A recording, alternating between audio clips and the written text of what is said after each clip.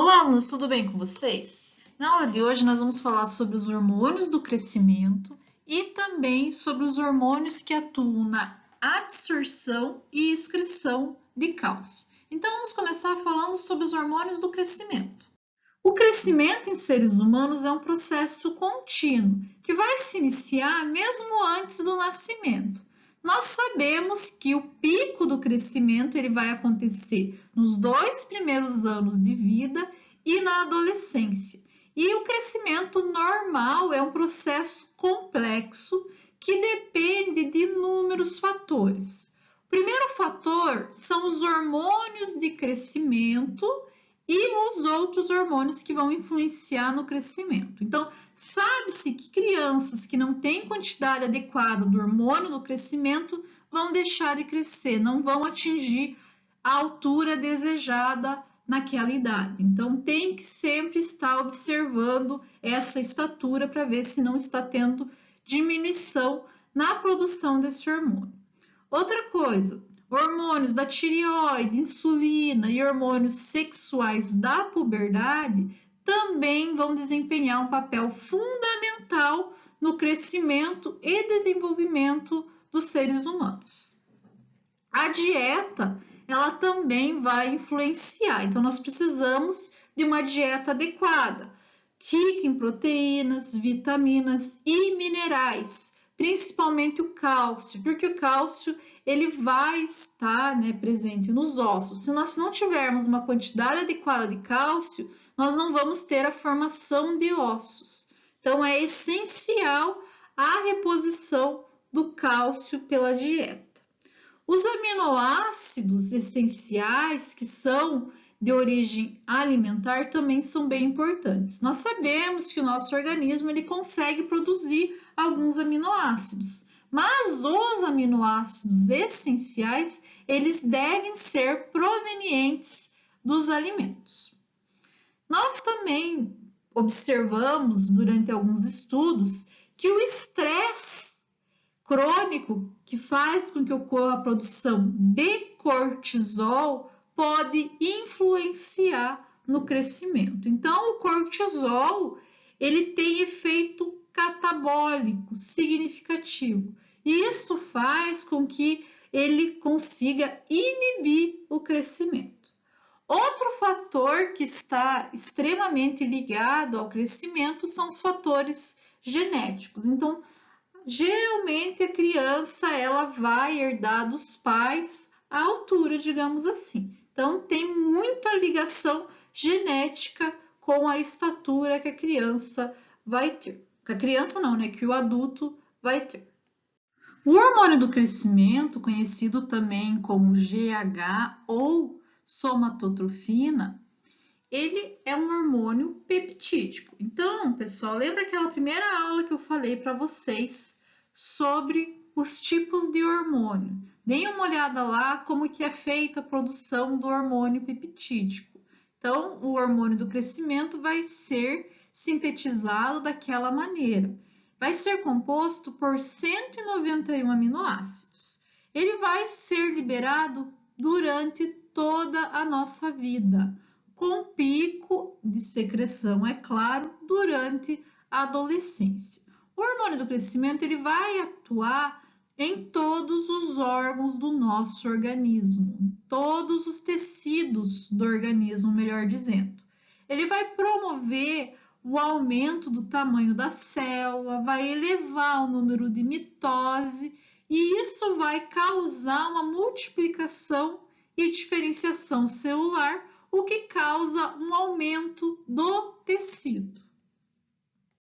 O hormônio do crescimento ele é produzido pela adenipófise. Então, lembram dos outros hormônios que a gente falou que são produzidos pela adenipófise? A maioria deles vai atuar em outras glândulas. Já o hormônio do crescimento ele vai atuar em órgãos e tecidos. Então, por exemplo, vai atuar no fígado ou no tecido muscular, tecido esquelético, tá? Então, não vai atuar em outra glândula. Isso é interessante vocês saberem que pode um dia cair até num concurso. Qual é o hormônio que é produzido pela adenipófise e que não atua em outra glândula. Então, o hormônio do crescimento. Outra coisa interessante é que ele vai ser estimulado por outro hormônio, né? Produzido pelo hipotálamo. Este hormônio produzido pelo hipotálamo é o hormônio liberador do hormônio do crescimento. Então, ele vai estimular a produção de GH. E como que ele estimula? Ele vai receber estímulos exteriores, né? Por exemplo, o ritmo circadiano, que vai estar envolvido diretamente na produção de GHRH. Como? Por exemplo, à noite, das primeiras horas de sono, em adultos nós vemos que tem uma produção maior desse GHRH que estimula a produção de hormônio do crescimento. Então, nós temos a maior produção de hormônio do crescimento nas primeiras horas de sono. O estresse, ele pode atuar também inibindo o hormônio, né? Lembra que a gente falou do cortisol, e o jejum também depende aí do tempo que fica em jejum, tá? Então, depende dos estímulos externos. A partir do momento que nós temos a liberação do GH pela adenohipófise, nós vamos ter, então, a ação dele sobre os tecidos e também sobre o fígado. E nós vamos ver aí que ele vai auxiliar no estímulo da produção de fatores do crescimento semelhantes à insulina, e isso vai estimular o crescimento de cartilagem. E nós também vemos que por causa da produção, né, desses fatores semelhantes à insulina e por causa do GH nos tecidos, nós vamos ter um aumento de glicose sanguínea, porque essa glicose ela vai ser utilizada pelos tecidos, principalmente tecido esquelético e tecido muscular, para que ocorra o crescimento. Então, nós não vamos ver a utilização da glicose por outros tecidos, nós vamos ver a maior utilização da glicose por esses tecidos que estão em crescimento. Então, por isso que a glicose sanguínea vai aumentar, porque nós vamos ter uma liberação maior de glicose no sangue.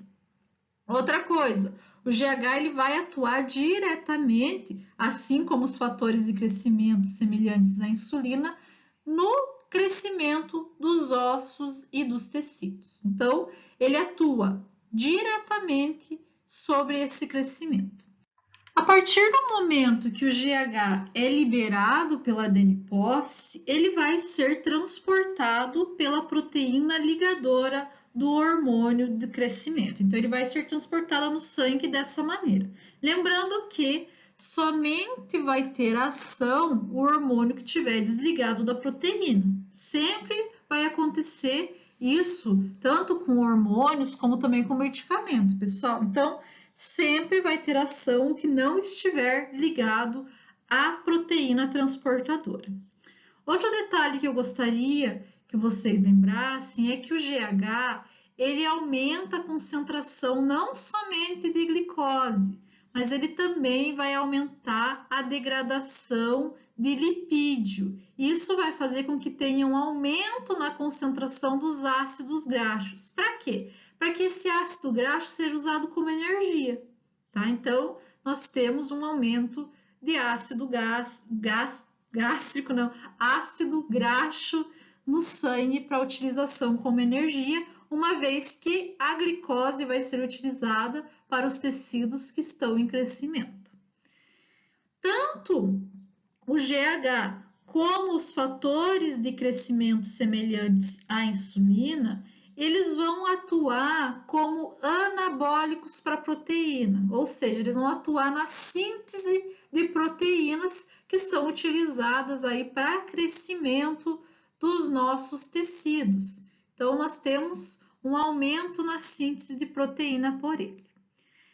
O GH, ele vai ser inibido, sua produção vai ser inibida pela somatostatina. Então, quando nós temos um aumento na secreção de somatostatina pelo hipotálamo, nós vemos que tem uma inibição na produção de GH. Nós temos alguns distúrbios no hormônio do crescimento que podem comprometer principalmente crianças. Então, quando nós temos uma deficiência, seja ela por deficiência na produção, na síntese de GH ou nos receptores, nós temos o nanismo. Já quando nós temos uma hipersecreção desse hormônio, nós vamos ter o gigantismo. Esses distúrbios eles vão refletir melhor no crescimento das crianças. Por quê? Porque a partir da adolescência, no final da adolescência, o GH ele não vai mais à estatura. Porém, tanto o GH quanto os hormônios do crescimento semelhante à insulina, eles podem atuar no crescimento de cartilagem e dos tecidos moles. Então, o que acontece? Em adultos, quando nós temos uma hipersecreção de GH, nós vamos ver o desenvolvimento de algumas acromegalias, como, por exemplo, o alongamento da mandíbula, das mãos, do pé, porque ele vai estar atuando nas cartilagens e nos tecidos moles. Porém, no crescimento ele não atua mais. Então, a partir do final da adolescência, o GH ele não atua mais no crescimento. E é por isso que a gente sempre fala, quando alguma criança está com distúrbio do crescimento, ela tem que fazer a reposição hormonal até o final da adolescência, porque depois não vai adiantar fazer a reposição desse hormônio. Nós já vamos entender como que ele vai atuar, tá? Mas isso eu quero que vocês gravem bem, que o hormônio do crescimento só vai diferenciar a estatura até o final da adolescência. Depois disso, não adianta fazer reposição hormonal. O crescimento tecidual, como eu já falei para vocês, ele vai requerer quantidades adequadas de GH, de hormônio do crescimento semelhante à insulina, hormônios da tireoide e insulina. O GH e o hormônio do crescimento semelhante à insulina, eles são necessários para a síntese proteica e também para a divisão celular nos tecidos. Já a tireoide, ela vai atuar no tecido-alvo interagindo com o hormônio do crescimento para a síntese proteica e também vai atuar no desenvolvimento do sistema nervoso. A insulina, ela vai sustentar o crescimento dos tecidos, estimulando a síntese proteica e também fornecendo glicose para esses tecidos. Então, ela vai estimular a absorção de glicose pelos tecidos. Então, vai fornecer a energia necessária para esse tecido para que ocorra a síntese proteica. Já para o crescimento do osso, além da quantidade adequada de hormônio, nós também precisamos de uma quantidade adequada de proteínas e de cálcio. Então, o osso, ele geralmente possui duas camadas. O osso, que é a parte mais compacta, que fica no meio, na parte externa do osso, e ele é extremamente denso, é utilizado como suporte, e a parte interna do osso, que é a parte esponjosa ou trabecular, formada aí por uma estrutura calcificada.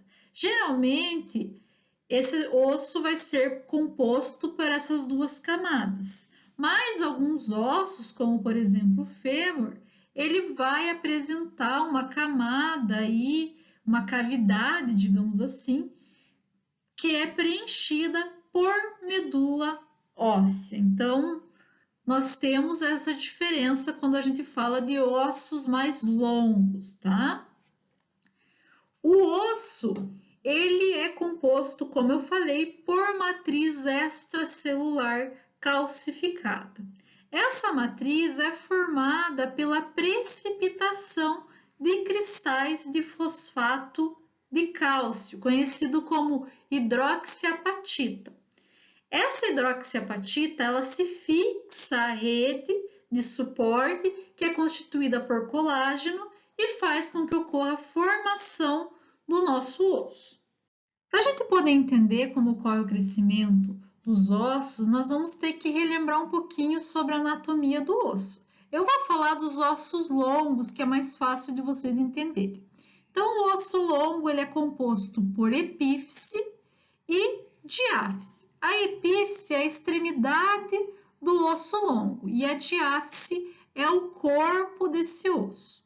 Na epífice, nós temos uma grande quantidade de condrócitos. Esses condrócitos eles vão ser responsáveis por formar a cartilagem do nosso osso. Então, eles vão ser extremamente importantes para o crescimento do osso. Vocês já vão entender por quê. E aqui na placa epifisária, que fica entre a epífice e o osso longo, é que ocorre o crescimento linear do nosso osso. O osso ele não cresce só de forma linear, ele vai ter um aumento no diâmetro também. Para aumentar o diâmetro, nós vamos ter deposição da matriz sobre o osso, sobre a superfície do osso. Já para aumentar o tamanho linear do osso é um pouquinho diferente, a gente já vai entender. Muitas vezes as pessoas pensam que o osso, por ter uma grande quantidade de matriz inorgânica, é um tecido não vivo. Porém, pessoal, nós temos que ter em mente que o osso é um tecido dinâmico.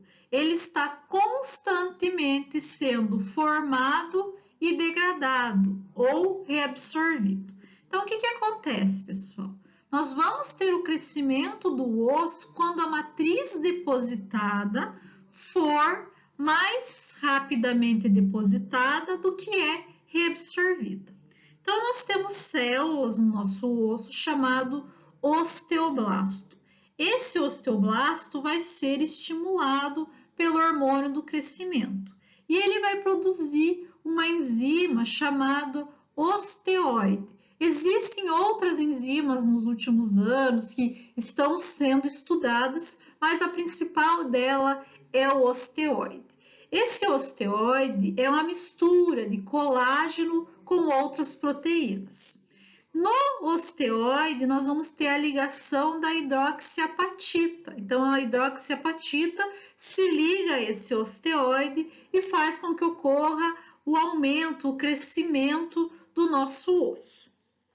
Então, vamos ver como que acontece o aumento, o crescimento desse osso resumidamente. O condrócito, eles vão produzir a cartilagem do nosso osso na região epifisária e o nosso osteoblasto, que foi estimulado pelo hormônio do crescimento, vai começar a depositar suas enzimas e também o osteoide sobre essa cartilagem que está presente nessa região. A partir do momento que nós temos o depósito do osteoide, nós vamos então ter o depósito da hidroxiapatita, que vai ser responsável pela calcificação do nosso osso. E nós teremos então um osso recém-calcificado, que vai fazer com que ocorra o aumento dos ossos. No final da adolescência, nós vamos ter produção de hormônios que vão cessar o crescimento do osso no modo linear. Mas eu gosto de falar e quero que vocês tenham sempre isso em mente, que o osso é um tecido dinâmico. Ele vai sofrer remoldagem ao longo da vida, principalmente quando nós precisarmos de cálcio no organismo. Então, ele vai fazer com que ocorra reabsorção óssea, caso você precise de cálcio. Então, nós temos uma célula lá no osso chamada osteoclasto. Essa célula, ela vai atuar também antes, não somente no adulto, mas também pode estar atuando na adolescência. E vai auxiliar na reabsorção óssea. Como que atua essa célula? Essa célula tem grande quantidade de anidrase carbônica. E a anidrase carbônica, a gente já viu, atua aí produzindo hidrogênio e bicarbonato. O hidrogênio, juntamente com outras enzimas, principalmente protease, são então enviadas aqui para a área de reabsorção óssea. Nós também teremos nessa região cloro. O cloro, quando se liga ao hidrogênio, forma HCl e deixa aí a região ácida. Só pelo hidrogênio a gente já tem essa região ácida. E a protease, então, vai ser ativada. Ouçam bem isso, pessoal. A protease é ativada em meio ácido. Então, a partir do momento que nós temos esse meio ácido, a protease é ativada e ela faz a degradação do osso, liberando para o meio extracelular o cálcio, os pools de cálcio. Quando nós temos uma diminuição na deposição óssea e um aumento na reabsorção óssea, nós vamos ter uma doença chamada osteoporose, onde os ossos vão ficar bem fracos porque não tem tanto aquela deposição da hidroxiapatita como deveria. Isso é comum quando nós temos uma baixa concentração de cálcio no organismo e também é comum quando as mulheres estão na menopausa, quando diminui a quantidade de hormônios. Também pode acontecer em homens em idade avançada. O que acontece? Quando nós temos essa osteoporose, os nossos ossos vão ficar fracos e nós temos uma alta incidência de fratura no osso. Mas o nosso organismo, é claro, ele tenta sempre estimular a reabsorção de cálcio quando tem necessidade, porém, quando nós temos uma diminuição na alimentação, no consumo de cálcio, nós temos aí uma incidência maior de osteoporose. E por que acontece a osteoporose? 99% do cálcio encontrado no nosso corpo está presente no osso. Então, a partir do momento que nós não temos consumo de cálcio, ele vai retirar o cálcio de algum lugar. E tem que ser do osso, porque ele acaba servindo como uma reserva de cálcio do organismo. Para vocês terem uma ideia, é equivalente a 1,1 kg do nosso peso a concentração de cálcio. O cálcio vai estar envolvido em diversas funções biológicas e fisiológicas do nosso corpo. Por exemplo, ele vai estar envolvido na sinalização do nosso organismo. Lembra lá quando a gente falou do sistema nervoso central? Como que ocorria sistema nervoso central e também sistema nervoso periférico? Como que ocorria a liberação dos neurotransmissores? A partir do momento que o cálcio entrava lá nas terminações nervosas, isso aí. Então, o que acontece? Nós temos a exocitose das vesículas sinápticas a partir do momento que o cálcio entra nessas terminações nervosas. O cálcio também é responsável pela contração da fibra muscular. Então, nós só vamos ter contração muscular se tivermos cálcio. Outro detalhe importante, o cálcio ele vai estar atuando na excitabilidade do neurônio. Como que ele atua? Se nós tivermos pouca concentração de cálcio, o neurônio ele fica hiperexcitável, ou seja, ele vai ser excitável mais facilmente. Já se nós tivermos uma alta concentração de cálcio, uma hipercalcemia, nós teremos então uma diminuição na atividade dos nossos neurônios. Por isso, é extremamente importante ter um equilíbrio na concentração de cálcio. Outro detalhe, o cálcio ele vai estar lá nas junções intracelulares, ele funciona como um cimento intracelular. Então, nós temos cálcio intracelular.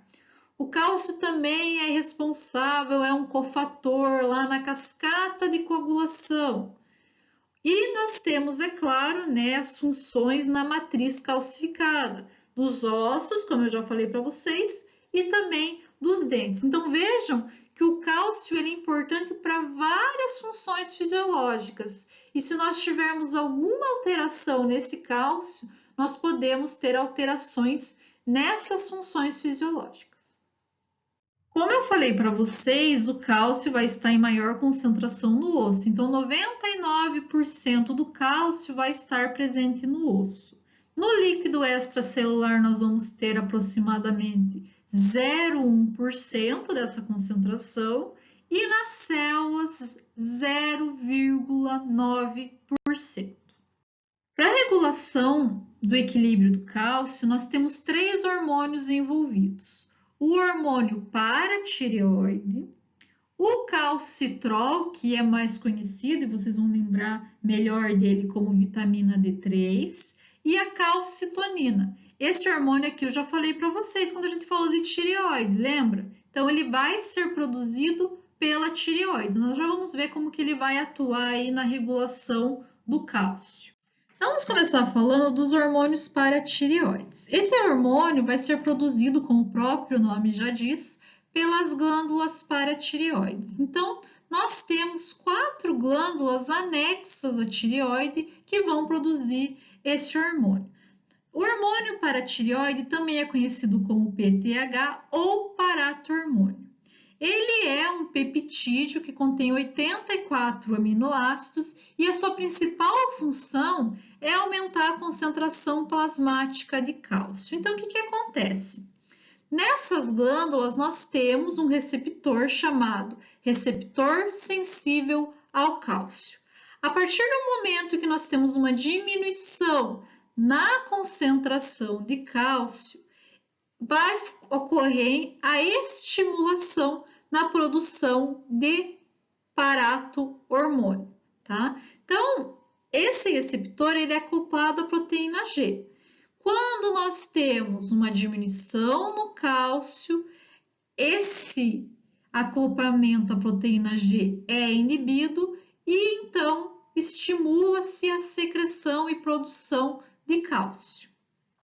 O paratormônio ele vai atuar no osso, estimulando a reabsorção de cálcio e enviando esse cálcio para o líquido extracelular.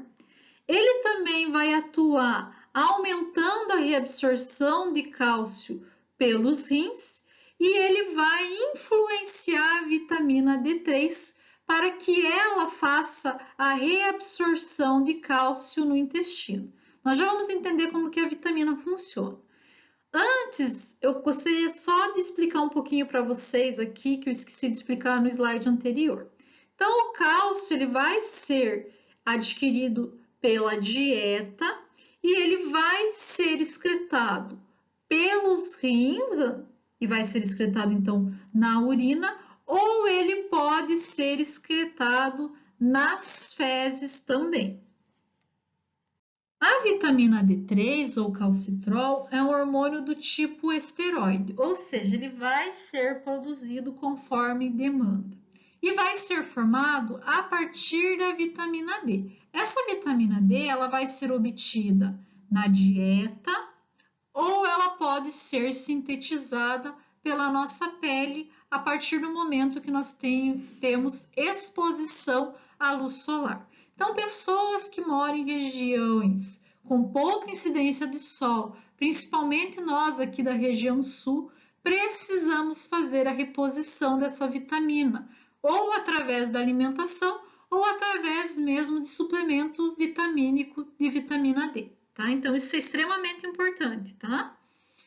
Para a produção da vitamina, nós vamos ter a regulação do rim através do hormônio PTH. Então, quando nós temos um aumento na concentração desse hormônio no sangue, no plasma, ele vai estimular o rim a produzir a vitamina D3. Então, quem que produz a vitamina D3?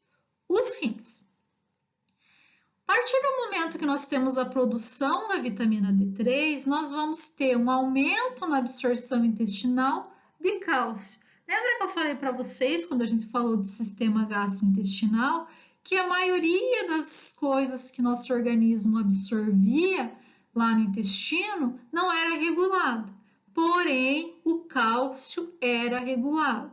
Então, ele só vai ser absorvido se tiver vitamina D3 no organismo, tá? E para vocês terem uma ideia, somente 1/3 do cálcio que nós nos alimentamos é absorvido. É claro que depende da demanda do organismo, depende da quantidade de vitamina D3 que está sendo produzida pelo nosso organismo. A vitamina D3, ela também ajuda a mobilizar o cálcio nos ossos. Então, ela vai ajudar na reabsorção do cálcio presente no osso. Outro detalhe, mulheres que estão amamentando produzem prolactina.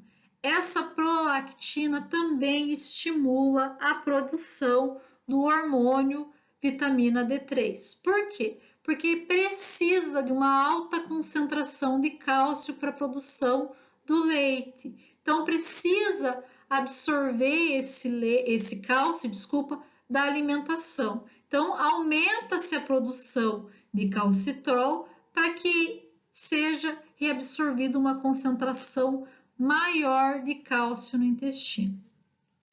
Então, pessoal, a partir do momento que nós temos precursores endógenos e luz solar, ou a dieta como leite enriquecido com vitamina D, óleo de peixe, gema de ovo, ou até mesmo quando nós fazemos a reposição dessa vitamina D, ela está então presente no nosso organismo. Ela então vai ser metabolizada pelo fígado, formando o 25-OHD3. Esse composto vai ficar disponível no nosso organismo. A partir do momento que ocorre uma diminuição na concentração de cálcio, nós teremos então a liberação do hormônio da paratireoide. Esse hormônio vai estimular o rim para que ele produza então o calcitriol, ou seja, para que ele produza a vitamina D3. E essa vitamina D3, então, vai fazer com que ocorra a reabsorção óssea do cálcio, vai auxiliar na absorção intestinal do cálcio e também pode atuar de forma não tão significativa no néfron distal para que ocorra a reabsorção de cálcio que estaria sendo excretado na urina. O paratormônio ele também vai atuar no osso e também no néfron distal. No intestino ele atua mais estimulando a nossa vitamina D3, tá? A partir desse momento nós vamos ter um aumento do cálcio plasmático que vai atuar como feedback negativo, inibindo a produção do hormônio paratireoide. A calcitonina é um peptídeo também formado aí por 32 aminoácidos, é produzido na célula C da tireoide e ela vai atuar de forma inversa ao PTH, ou seja, ela vai ser estimulada quando nós tivermos uma alta concentração de cálcio. Então, o que acontece? Essa calcitonina, ela vai inibir a reabsorção de cálcio nos ossos, também vai inibir a reabsorção de cálcio lá nos rins. Então, quando nós temos alta concentração de cálcio, ela vai atuar para que o cálcio seja excretado e não seja reabsorvido. Então, ela é extremamente importante na atuação, como que eu vou dizer, no equilíbrio do cálcio no nosso organismo. Obrigada pela atenção de vocês e até a próxima aula.